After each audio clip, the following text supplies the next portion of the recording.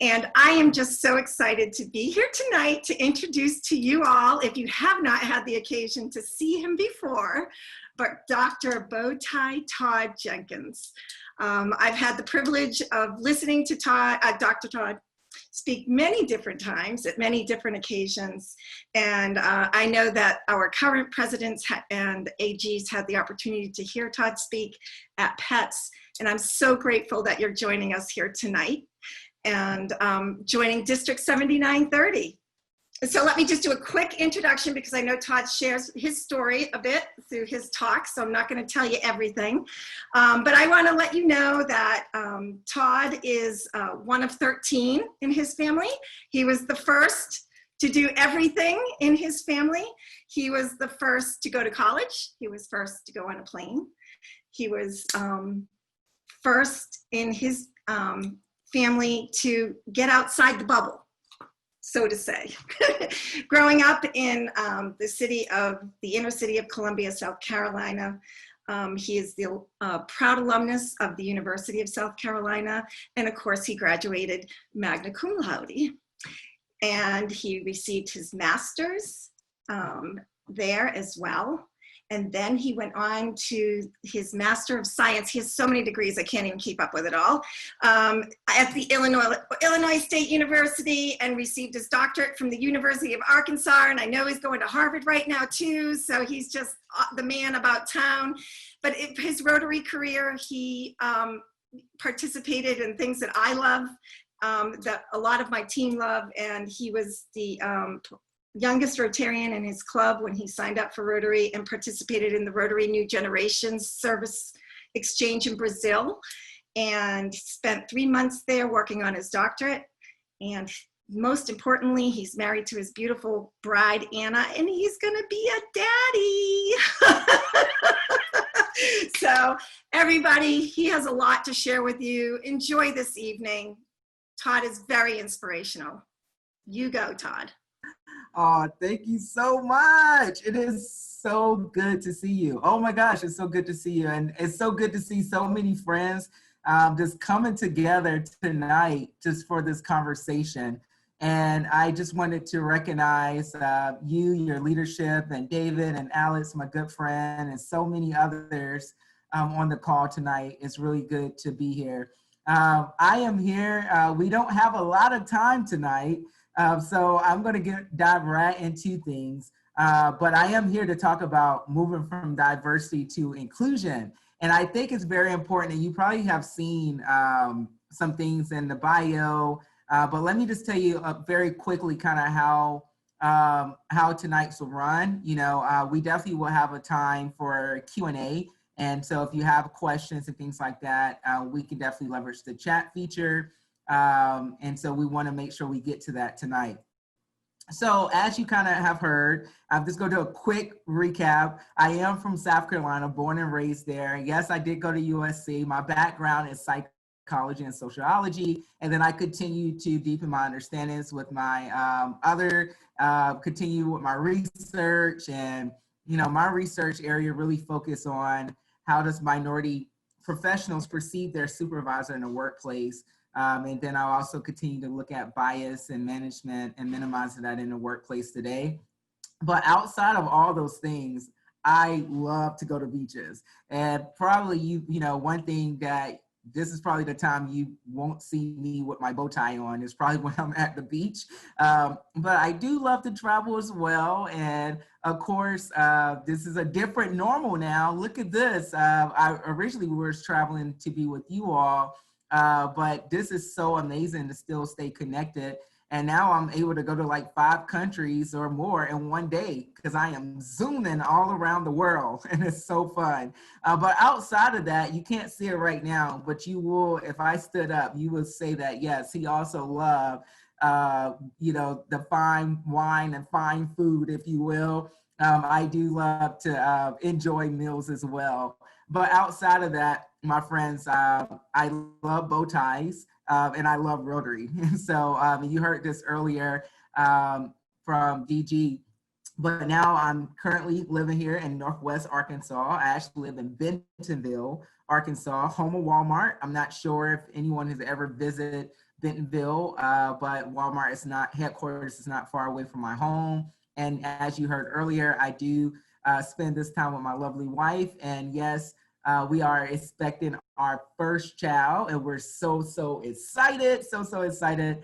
And it will, this child will be Simba, you know, because it's going to be, we're going to be expecting my, our first child is my son. Outside of that, we do have two other fur babies, Nyla and Merlin, and they keep us grounded and busy as well. But what are we talking about today? We're going to talk about some bow ties. We're going to tell you a little quick story, as well as, most importantly, what brought us together, Rotary.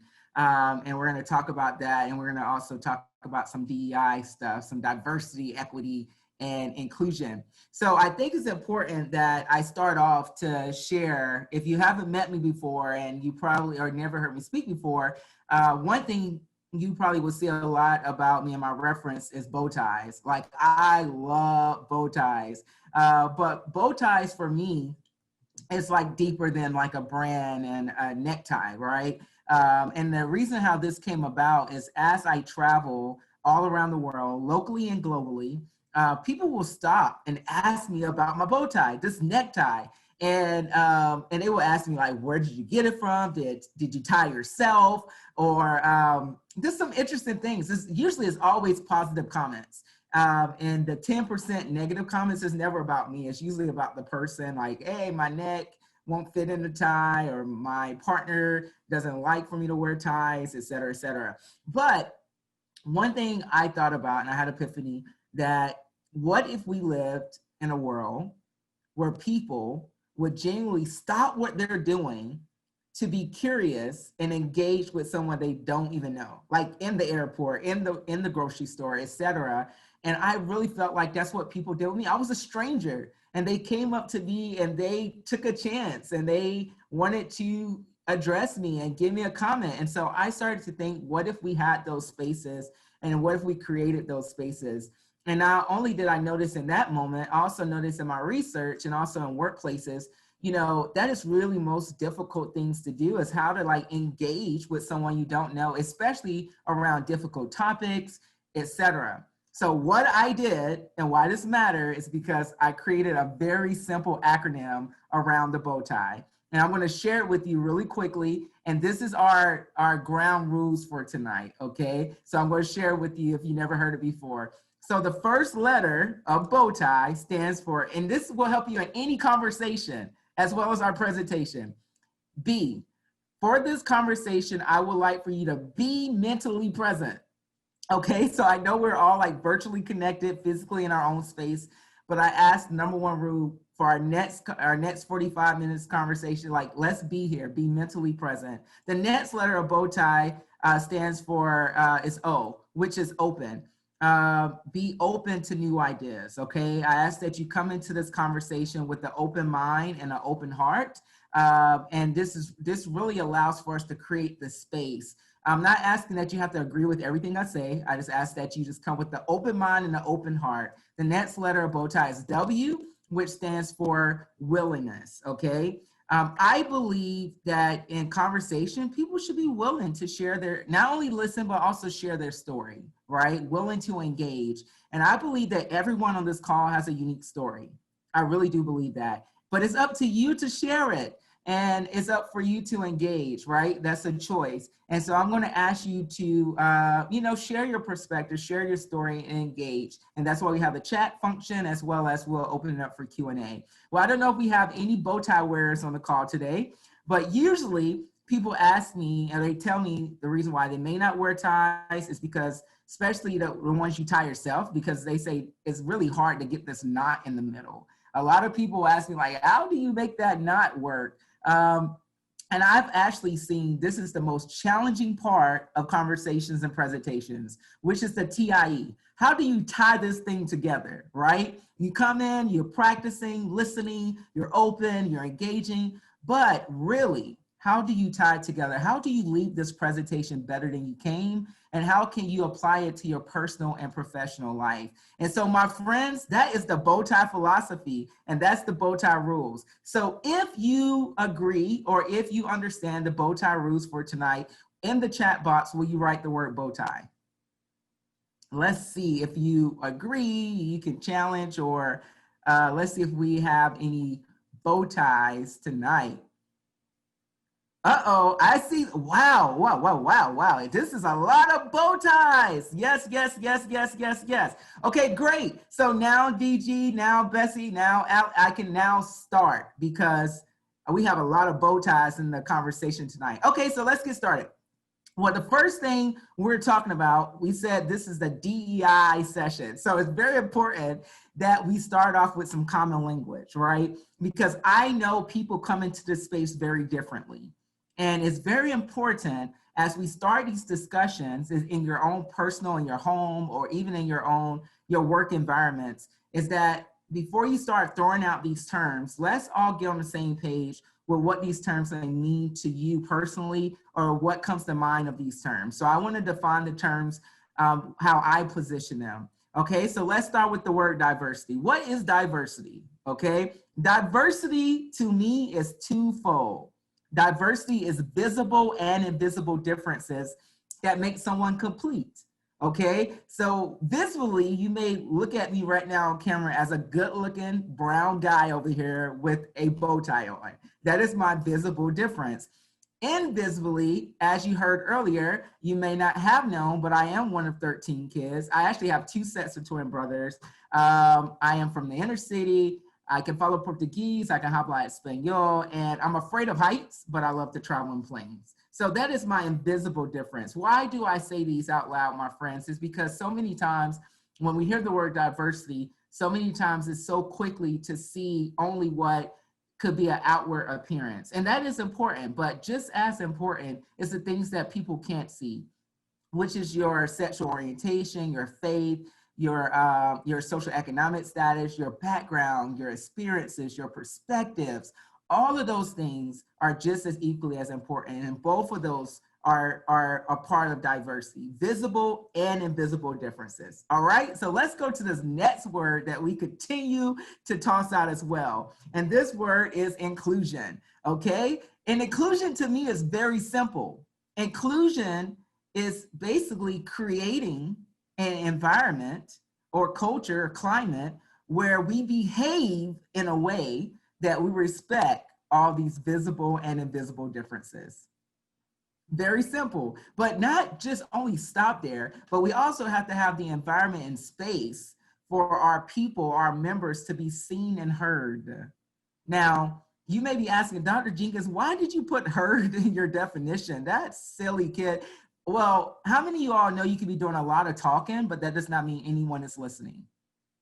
That's why it's important as we create the climate and the space of inclusion is that everyone has the space to be seen and heard and allow them to feel valued as if they belong, etc. I'm not saying you have to agree with everybody, and I'm not saying that every idea will be implemented, but do we have the space? And that is the thought of inclusion. But you cannot talk about true inclusion without talking about equity, okay? And it is a difference, right? I hear like we should treat everyone equal, we should treat everyone fair, but I'm not saying you should not treat people those ways, but I want you to understand, if you're going to talk about true inclusion, you have to strive for equity. And it's a difference between equity and equality. And I actually say the best way to understand this is really looking at my shoe. This is actually my shoe. I love the color brown. I have it on now.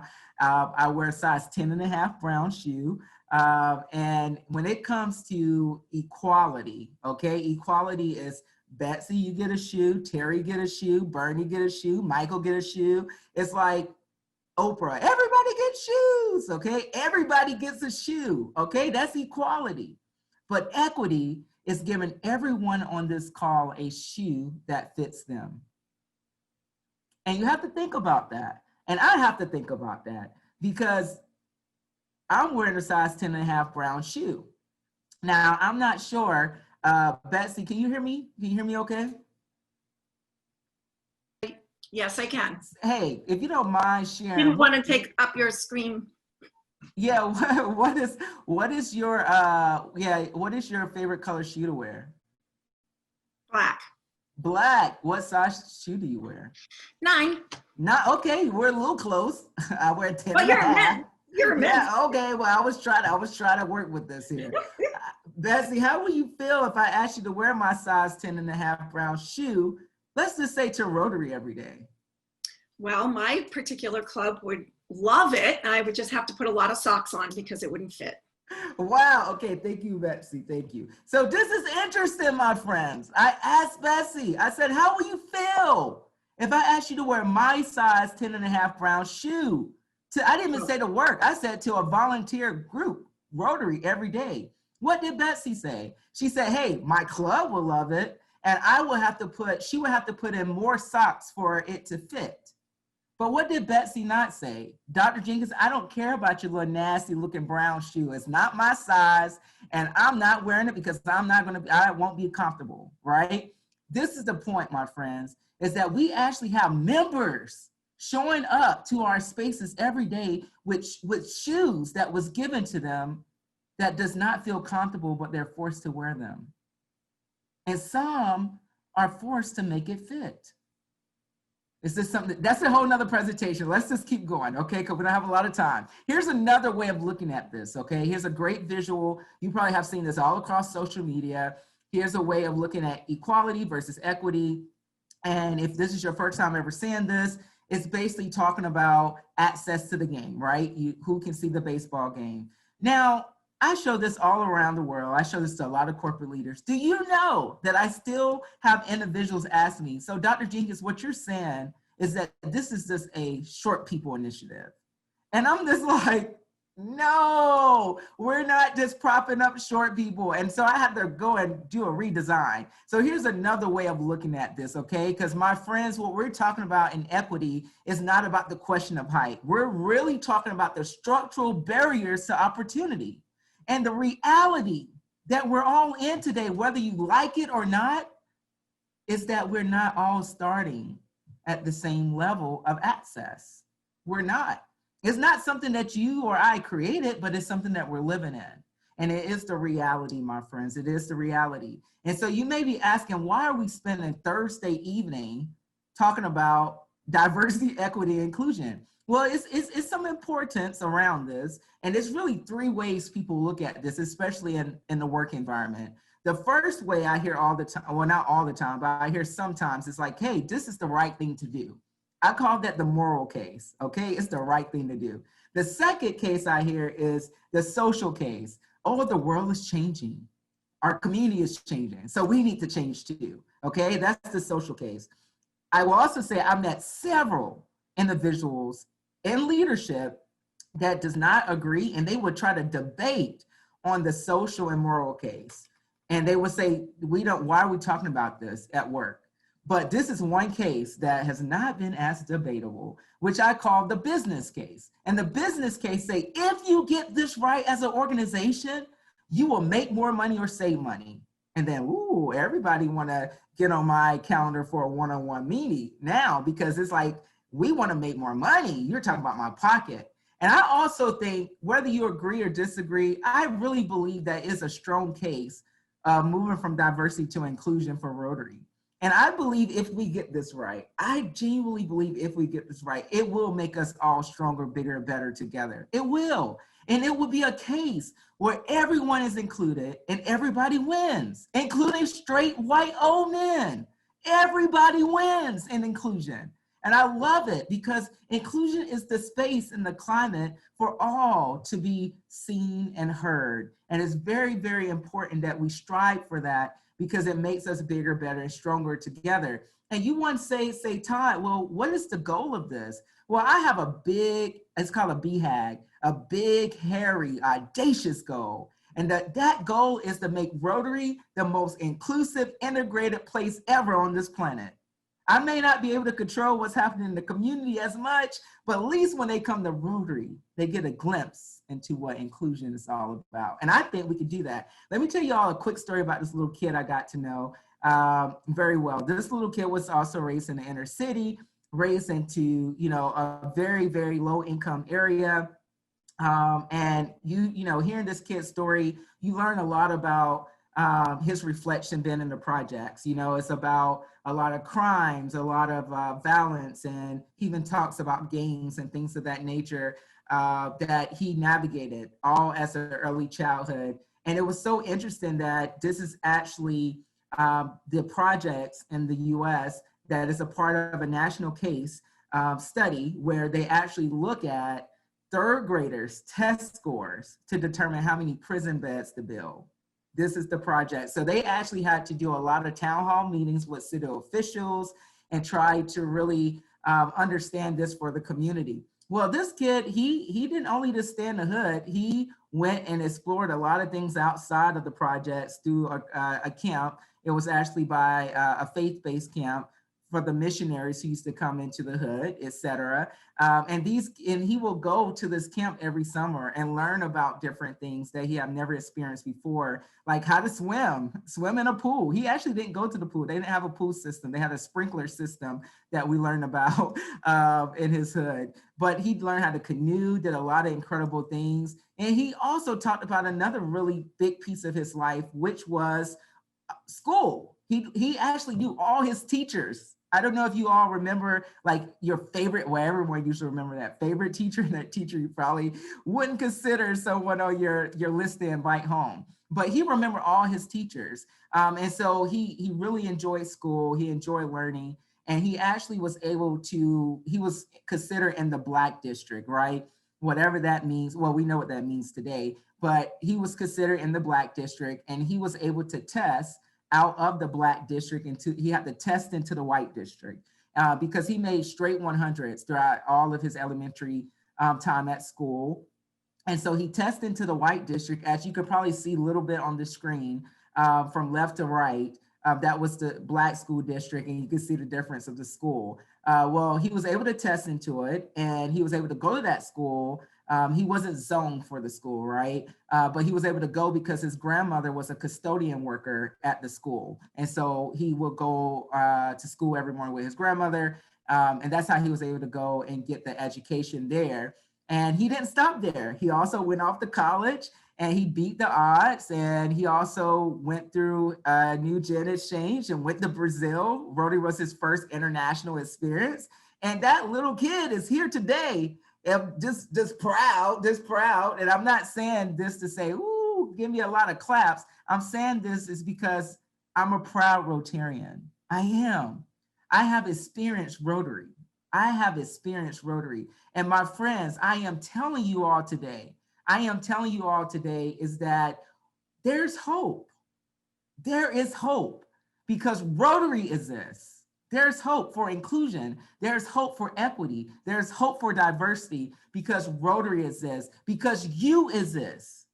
We spend our time, it is our mission to be service above self. It is our mission to make our community better than we found it, locally and globally.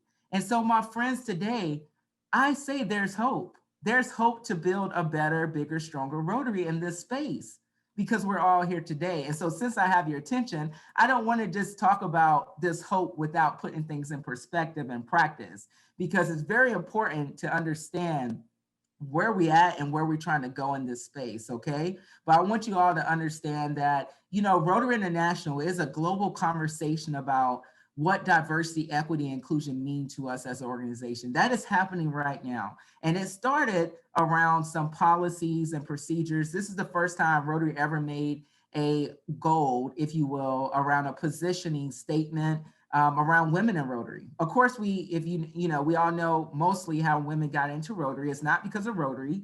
It's because of the Supreme Court. So once again, we can't wait on Rotary International to do everything because we see that what you do every day is what makes the difference in Rotary. And so they had a goal to have 30% by 2023. I want to show you where we're at today. Just to give you some background, right today we're 24%. Actually, it's a give or take 1%, but 24% of Rotarians are women across the world. And as you can see, we have some areas of the world as high as 33 and some areas as low as 7%. Of course, you can't really talk about this without also looking at the systems and the cultures and climates of places around the world as well. But I also want to show you, because don't forget, we had a goal about women in Rotary, but we also have a goal about women leaders in Rotary. And so here's our pipeline. It's very important to look at the pipeline of leadership. And so if you look here, this was taken in March, okay? You can see that we're up based on trends and stats, that we're up with club presidents and DGs. We're a little bit down on regional leaders and up on regional directors. Of course, this was March, right?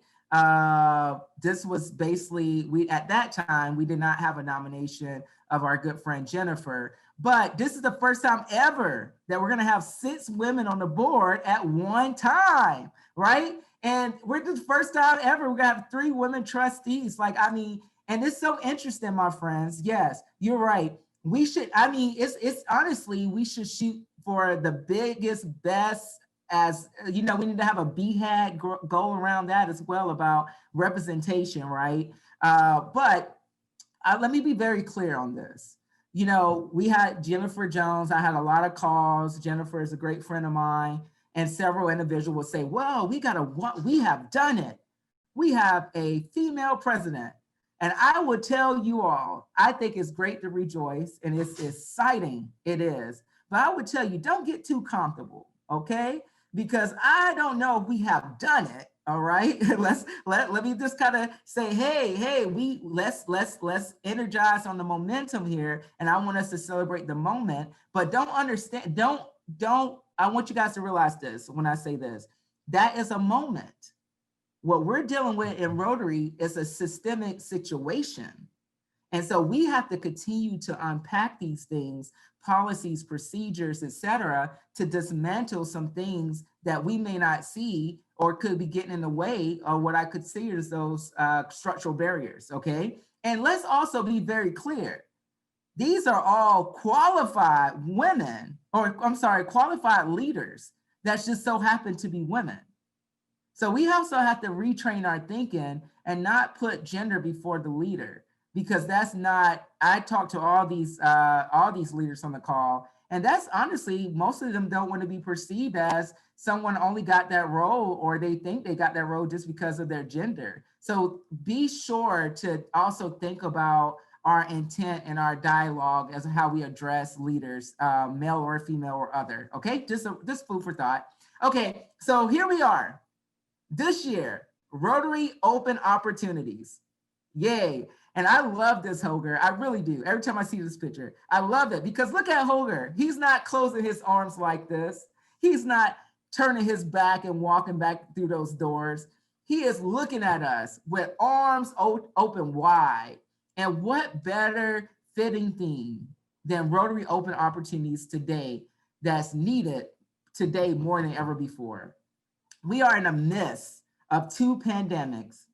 One, the world recognized, which is COVID-19.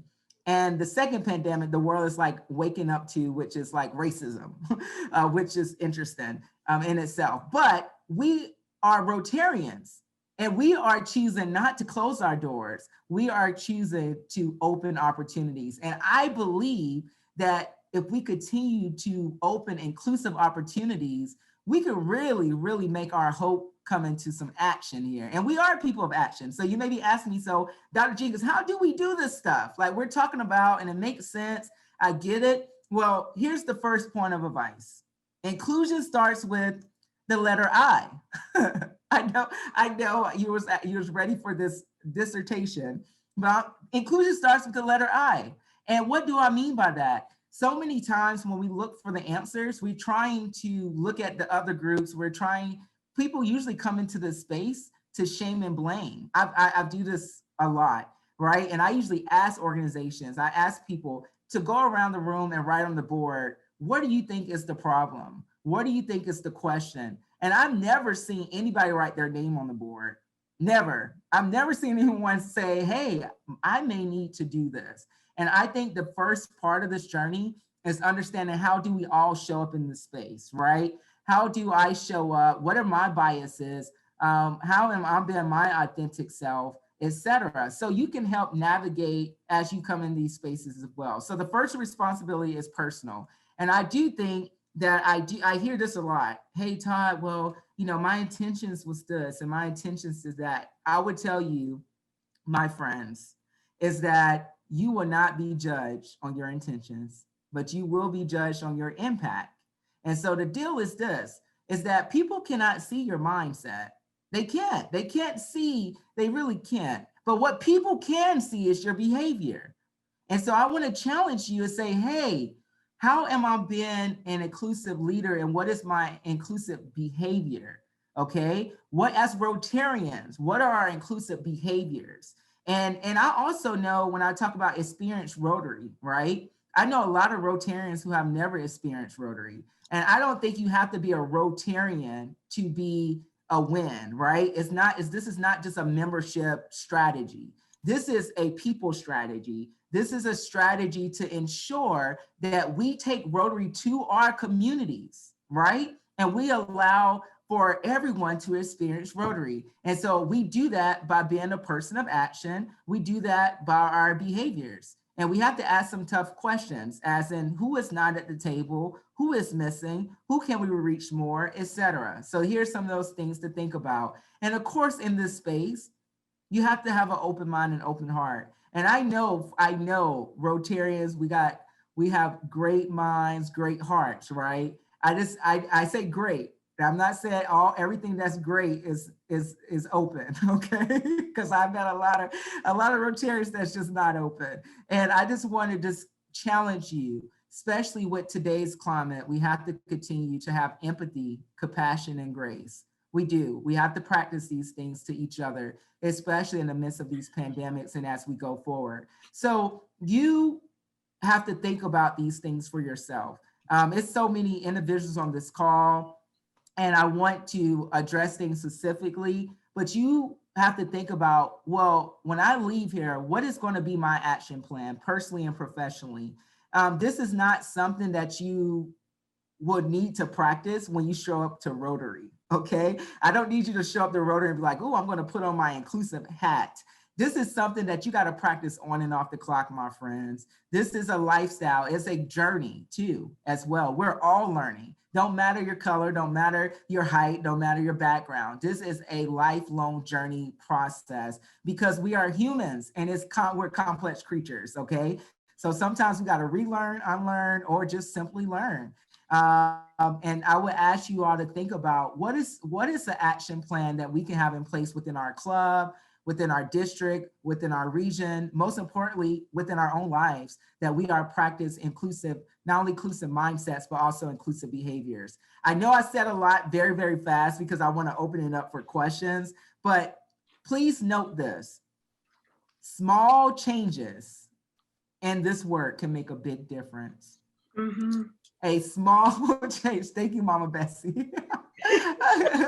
A small change can make a big difference in this work. So don't think about, you don't have to go, save this village. You don't have to go, be the savior, because that's a whole nother conversation too. What I am asking you to do is think about a small change that you can do to make a big difference in this work. And I think collectively, all our small changes, oh man, what a world it will be.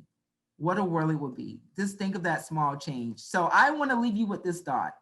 When I come back next year and we talk again, and I ask you, show me, what will be on your inclusive resume? What do you want to put on your inclusive resume? Because these things takes action, it takes behaviors, it takes commitment, it takes deliverables. It's not going to happen overnight. It's a process.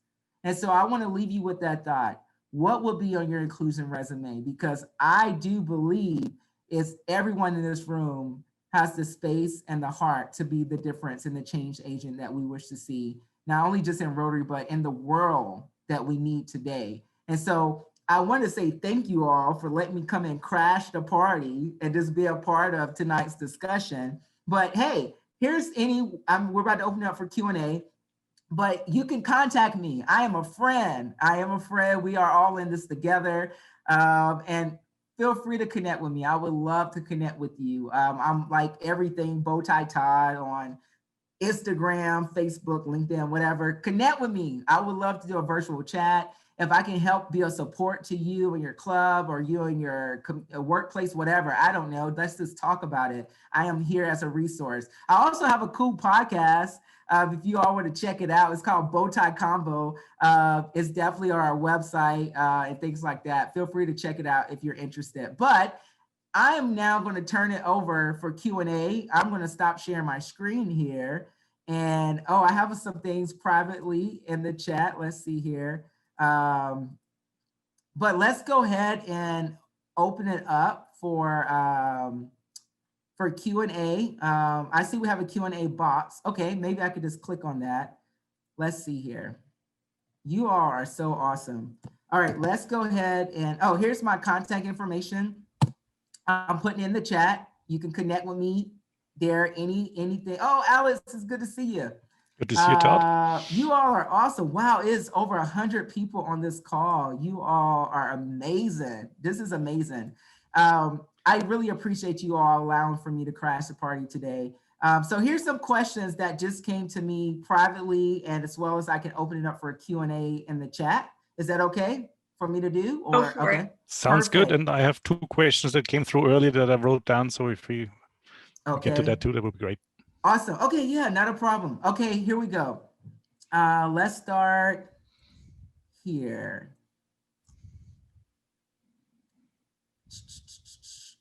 Okay, yes. Okay, so this is interesting question. Is this more or less, hey, yes, you can contact me. I can talk to anybody. I talk to faith communities, educators, everybody. Yes. How do you reach out to people that looks different than you and than yourself? Well, it kind of it starts with your heart, and it's also start with courage. This work is not easy, and it's not, I would say that it's not going to always be times that you just wake up and not feel challenged. Okay. So if someone asks, how do I reach out to the diverse communities that I've never experienced? I guarantee you that's the first part of understanding a community, is trying to go and be a part of the culture, climate, and experience, right? So many times when we talk about empathy and we come into these debates and people want you to feel a certain way, it's kind of hard to feel things you never experienced. So I always say, try to experience cultures and new subgroups, et cetera, other than your own. It can definitely take you into new heights. So thank you for your question. The next question is, thank you. Okay, great. Try to understand how marginalized people feel within our society. Problems, not solve their problems, but yes, where can I start? Yeah. So you're right, because sometimes what happened is, depending on your group, we have dominant groups, etc. Actually, if this is David, I know. Yeah, I think, it's one of those things that, some people can perceive, especially if you're someone who identifies white, as a white savior, right? Coming in to fix the problem. This is the thing, my friends. We gotta become a part of the community. Becoming a part of the community is not coming to fix the community. You gotta learn to serve together. You gotta learn to break bread and eat together, right? Have fun and laugh together, dance together. This is becoming a part of the community. When you already approach it of they're different than I am, and they're over there, I'm over here, you already created the divide. But if you go in with the open mind and say, guess what? I am going to see how we can have fun and experience this together. It can really break down some barriers. Great question. So where can you start? I really do think by understanding, experiencing that culture, as well as, doing your research too, right? You can actually Google things like, how do I talk to people with bow ties? It's not always credible, but that's a start. Okay, so do your homework and don't always allow people of color or minority groups to always try to be your teacher. It's exhausting sometimes, especially when you live in a society every day that you're trying to also learn who you are yourself, especially as Black Americans. All right, great, let's keep going. I am active in 2 districts, both led by outstanding women. My clubs are well endowed with large numbers of change-making women. My question is, how do we address cultural and ethnic diversity in communities that are overwhelmingly white? Like, once again, I tell people all the time, I do this work a lot, and a lot of people say, well, Todd, we don't have diversity. We don't have a lot of diversity in our area. I guarantee you, it is some people of color and ethnic diversity in every community. They're just not where you at, there is no diversity about where you live potentially, but they are there. And I would tell you that how you can address those things is, once again, it's all about building relationships, right? It's also, it's a lot of individuals in your communities that conduct this work every day for minority. Like, you got organizations, civil rights organizations, you got faith-based groups, you got people, they have found to, I would say any group learn to survive, right?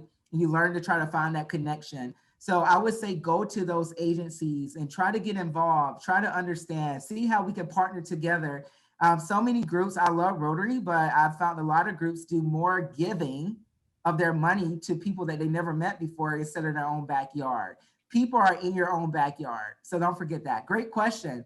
All right, where does Rotary stand today with equity and equality? Wow, that's a big question. I cannot answer that because I am a Rotarian just like you are, and I am not in position to answer that question. But what I can say is that it is a conversation internationally from a global understanding and trying to understand, what does this mean for Rotary International? I can't say that. Do you have any book or podcast recommendations for leaders and hospitality when it comes to DE&I? Also, do you read and listen to Yes, I love Brown. I do. And I do have recommendations. Contact me. I have a whole list of information that I can send to you, depending on what type of information you would like. There's no tools or support in place for people to unravel and uncover hidden biases. What do you recommend, and what qualifications should a person have to lead a DEI group?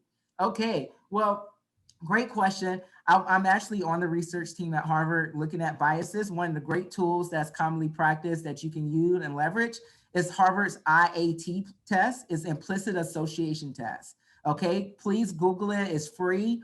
That's a great way to kind of start the questioning and exploration around unpacking your biases. As well as, we have unconscious bias training and content that we can share for free as well.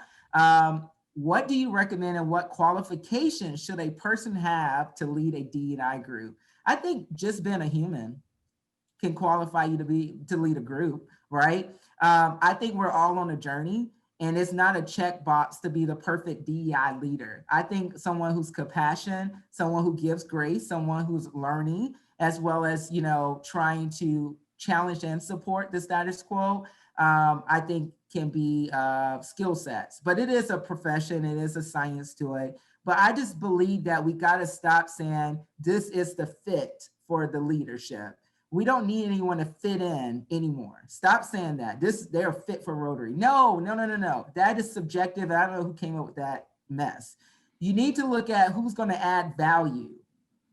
How can this person add value to our club, not fit in?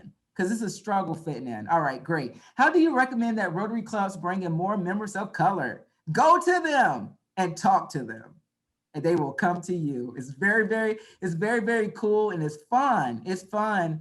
I just want you to know that, as you go out and talk to diverse communities, it's very important for you to show empathy that you may be a foreign person to their culture, and understand that everyone, and even Black people, we're not a monolithic group, if you will, right? You can't take what Bowtie says as a brown guy with a bow tie and say that every brown guy with a bow tie is going to talk like Todd. No, okay? Everyone is uniquely owned, and that's go for white people too, right? Everybody is individually, and we got to learn. It's human process that we don't like to slow down. We want to categorize and put people in boxes. But I have learned that if I can talk to you on an individual one-on-one and unpack your story, as well as you let me share my story, we have found a lot more similarities than you may think. And so I think that happened with members of the people of color in the community. Very cultural, but I would tell you also in research and in practice, we are used to people, white people coming in and trying to change things and trying to be the savior. Like, that's something that we have gotten accustomed to by being in a less, powerful group. So just understand those dynamics sometimes, and see how you can navigate it. But My friends, that has been a lot. I've answered all 8. I got two more. I got two more Go questions. ahead. Sorry, I'm on a roll here. Yeah, There we you go. are. You are. I got 2 more questions that came through chat a little bit earlier while you were still Okay. talking, but I wrote them down. One is, what do you do in a club that refuses to discuss diversity and inclusion? After George Floyd's death, I brought up BLM and everybody just stared at me. I came from a club that had a black president, so this was a shock.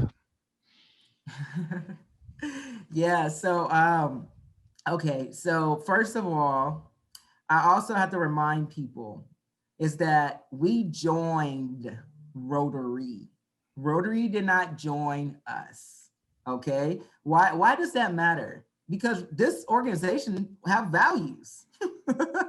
This organization have a motto, this organization have a mission, and we're supposed to all align on the mission, or if we don't like the process and procedures, we do have liberty to challenge that and make that our own. But we do value diversity, well, at least it's on paper. And so the thing is that I always go back into, when we talk about diversity and inclusion, I'm not really asking that for the space to talk about it. It's something in our values that you join. And so I think it's just more about how do we make it bigger and better and strengthen it. And so that is the conversation I will have. I don't debate about this with anybody in Rotary, actually, but we can dialogue all day about how we can approach it together, or if this is not something you're comfortable with. The next thing about George Floyd, right? That's a big divide, not only just in human nature and society that we're living in. Based that saying, and I've been a part of a lot of panels, a lot of club, district, zone, international calls on this. Well, is this a political issue, or we can't talk about politics? Oh, they are leaning so left, all that stuff. I'm not political at all. So I may not ever be invited back again. So I'm going to say what I want to say. I'm going to say this. What we're talking about is not political issues. We're talking about human issues. This is humanity. This is neighbors. This could be you. This could be your kids. This can be anyone, right? And that's what we're talking about, because I tell people, what if it was you? Look in the mirror. And what if everyone told you that just because of the color of your skin, that you will be treated differently? I woke up not asking for this. I was taught racism. I didn't even know that was like, why do I want to be this person? I mean, honestly, and I experienced it. I'm at Harvard, I still experience it. So it's not about how much money you make and how high you are, if you're in Rotary or not, whatever the case may be, it is real. And I think when we talk about Black Lives Matter and the movements, or any type of movements in our community, it's just important to just create the spaces for everyone to unpack it. So many times we do also come into those conversations with shame and blame. But if we can also create the harmony that we may agree or disagree, I think we can also kind of level set and reach some more milestones. And also how to have these difficult conversations is always articulate the objective of the conversation before you allow the conversation to start. Even if you can start practicing that one-on-one, like with your partners, with your friends, because so many times people come into the conversation with different expectations, and the objective of why we're talking has never been established. So people really go off to defend. And so I really encourage you all that. The next question, sorry, Alex, I'm coming to you. Next question I got, America is known to be a melting pot where people from all over the world are welcome. The theme was always to be inclusive. What changed that philosophy that now we have to remind everyone to be diversified? Oh, interesting. I think, I think it's everyone has a perspective on that, even what it means to be welcome, right? And what does it mean to be American, right? That's the beauty of our country, is that we can all define that. However, because of haves and have-nots and power structures that was created before you or I existed, some people have already had that defined before they even existed as a person, whatever that may be. So I do think it is a very, it's a conversation that's continued to be unpacked, because it's systemic, and it takes time for this to heal. And because of all of us connected tonight, that's how this is turning, the wheel is turning. And so it's huge. It's an ecosystem that we're working with. But we're all a part of it, and we can all help be a part of the change that whatever you see and wish to see. And so I think that's why we're continuing to have that conversation, is because unfortunately we're still in a society where we still are not on the level of all access because of our history and systemic issues. All right, next question, Alex. That one was posted in chat a little bit earlier, and then the first half of it we've dealt with already, but the second half is really good. Will we now deal with race and LGBTQ in Rotary? Say that one more time. Will we now deal with race and LGBTQ plus in Rotary? Yeah, so once again, my friends, I love you all. I just can't speak on Rotary, right? As an institution organization, I can just speak as a Rotarian, just like you and I. We're having the same conversation. And I think yes, because you just asked that question. We can pose the question, and then we can pose what it means for us in our community and our club, and we can go about making action. The action starts with you and I. And so once again, we cannot wait on Rotary. We can't, or we're going to be waiting for another 35 years. Just being honest. And trust me, I'm very engaged at a lot of levels, and we will be waiting that long. And so I would just tell you all, my friends, is that I do believe a lot of these marginalized groups that it are surfacing to a bigger conversation of action for global understanding, right? But it really happened with you and I on these calls and what we're doing in our clubs. So I will question you back and say, are you engaging with the racial and LGBT issues in your club? And are you engaging with those issues in your community? And let's learn from each other and let's inspire each other so we can all continue to have global understanding around those causes. All right, some more questions. Wow, okay, I'm gonna say 4 more minutes for questions, okay? But here, they're coming in, I love it. All right. How can we bring the conversation about selective diversity where some races are accepted, but not others? How can we bring the conversation about selective diversity? Well, I got to unpack that a little bit more of what you may mean by selective diversity. This is one thing I want to challenge, my friends, is that even though you may hear to say, okay, we're talking about Black people, gay, disability. I mean, you have to really understand your community, and you got to also be challenged and ask who's missing. It could be white old men missing from your club, right? So I don't think it's about being selective. I think it's just about really continuing to grow and reflect your community, whatever that may mean. And also ensure that, and I may not be answering your question directly because I would want to unpack that a little bit more. But I would say that we got to be very mindful to only go after certain, I guess you could say certain demographics, if you will, because so many times, and I've heard this in discussion too, it's like, well, I just hear people only talk about this race. What about the intersectionality? What about this? And it's so much on the spectrum. And that's why I say inclusion is everyone, right? It's not just about one gender, one race, one ability. It's about really understanding who you are as an organization in your community and ensuring that you all are doing all you can to, once again, have that BHAG, make that Rotary Club the most inclusive, integrated place ever on the planet. If you strive for that, I guarantee you it won't be about selection. It'll be more about just the strength in numbers. I love it. All right, my friends, I think I have, I was on a ball there. Okay, all right, okay. Martha, I got your, I'm sorry, I don't know if I was supposed to say your name. Okay, I got 2 more minutes. Martha, I'm gonna answer your question. Could we think of our communities as salad bowls instead of melting pot? Ooh. Ooh, I like that. Yeah, I love it. I've definitely heard the analogy. I think it's great. I actually want to challenge us to think about this as something that we're starting to practice more of in our consulting and with a lot of our clients is, and you can look it up. It's a language it's a Japanese expression called kintsugi.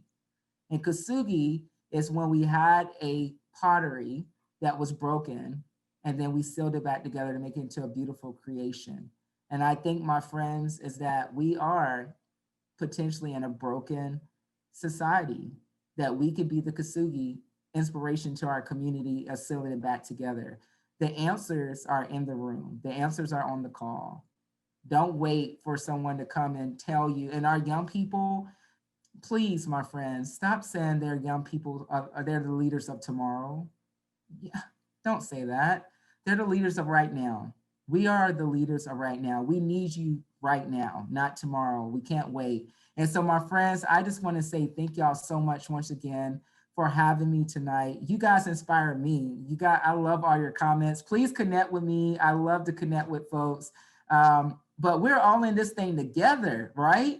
And I really do think we will be bigger, better, stronger together. And I am just so excited about tonight and all what's to come. And so I'm going to turn it back over to my great friends. And once again, my heart to yours, my family to yours. Stay safe, stay hydrated and motivated, because we all got work to do, and it's out here for us to do it. So turn it back over to you. Thank you so much, Todd. I know, you were the energy I needed today. Thank you so much for all of your inspiration and your great words. And, every time I have the opportunity to hear you, I get excited knowing that you're going to be in the room. So I hope you received our little gift today. I didn't know. Okay, I haven't delivered somewhere. So okay. Someone got your delivery. Oh, nice. Oh, I haven't. From District 7930, so I think you'll enjoy it. Oh, yeah. But I also want to let you know that we've made a contribution, an honorarium to your, Bowtie. The foundation. Yeah.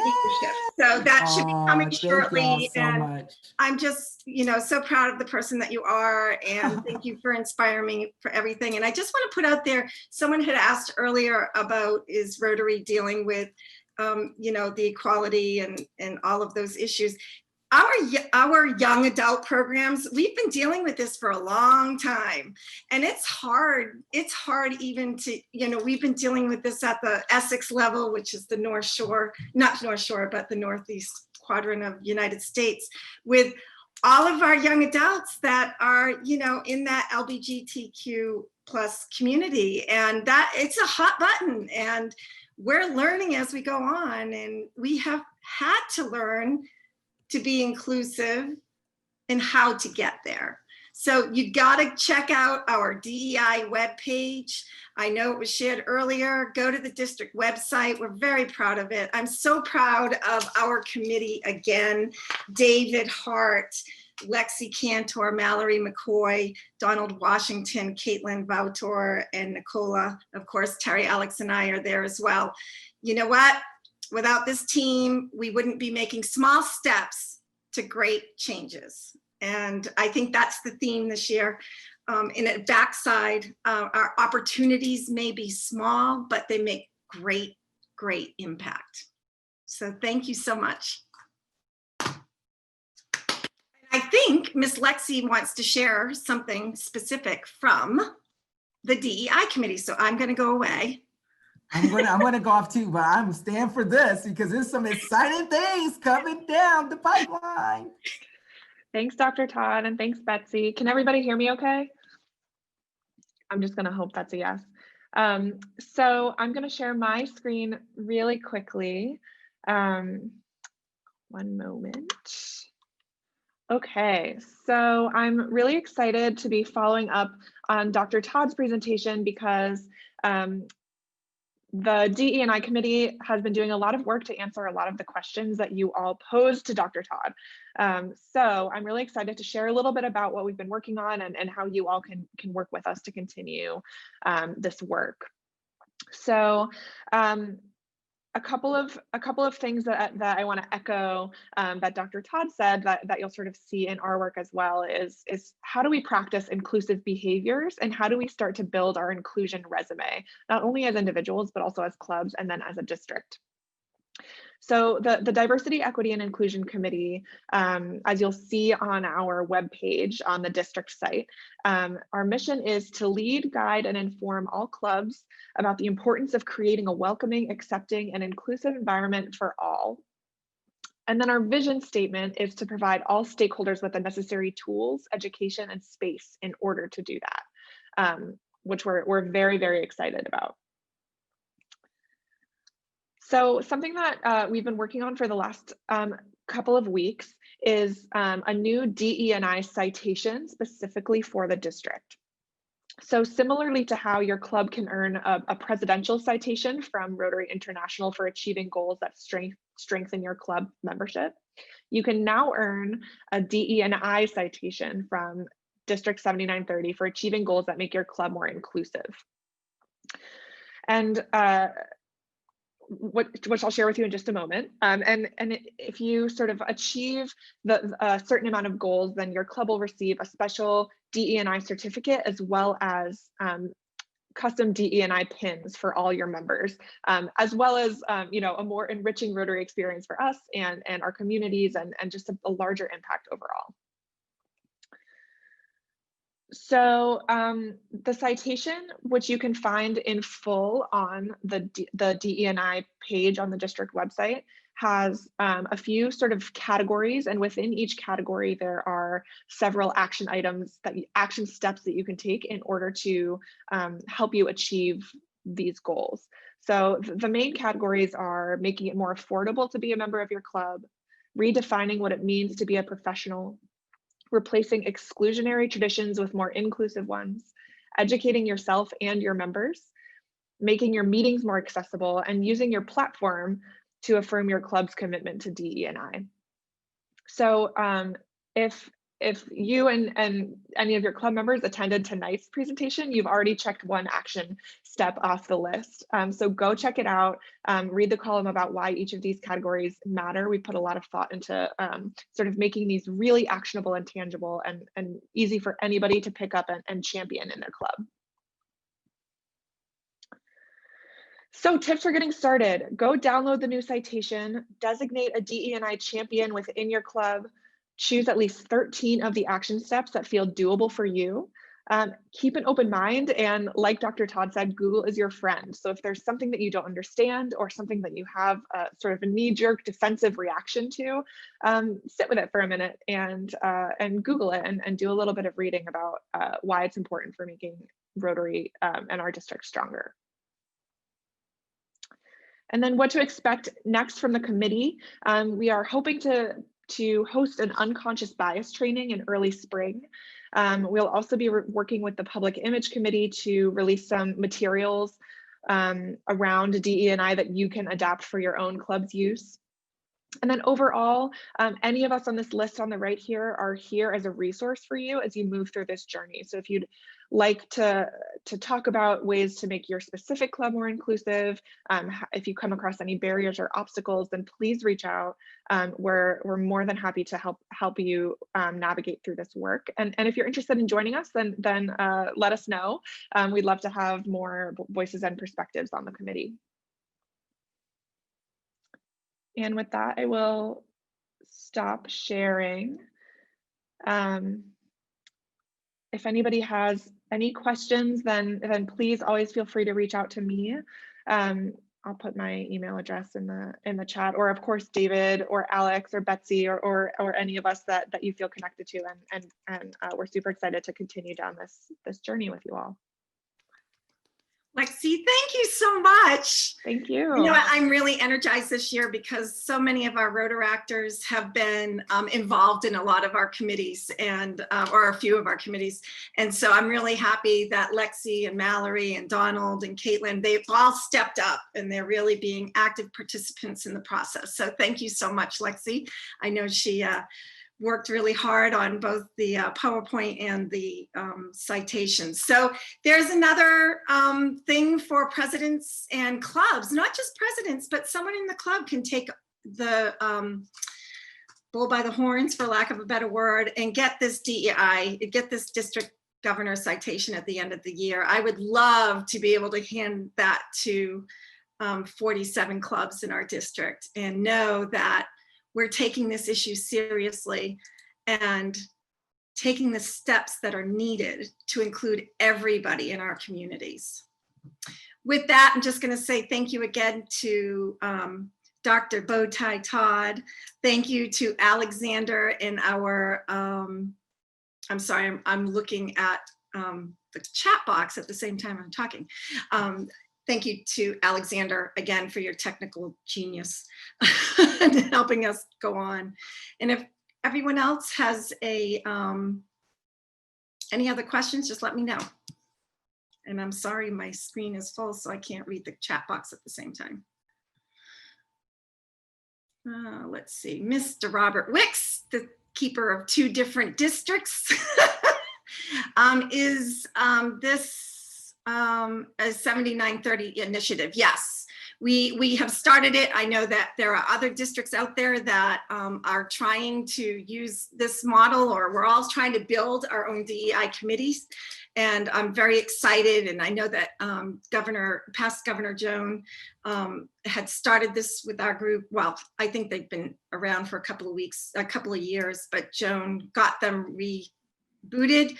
And this committee has been meeting every week since June and is coming up with a proactive program. So keep in touch and keep up to date. Go to that DEI page. You'll find the Harvard Implicit program on there.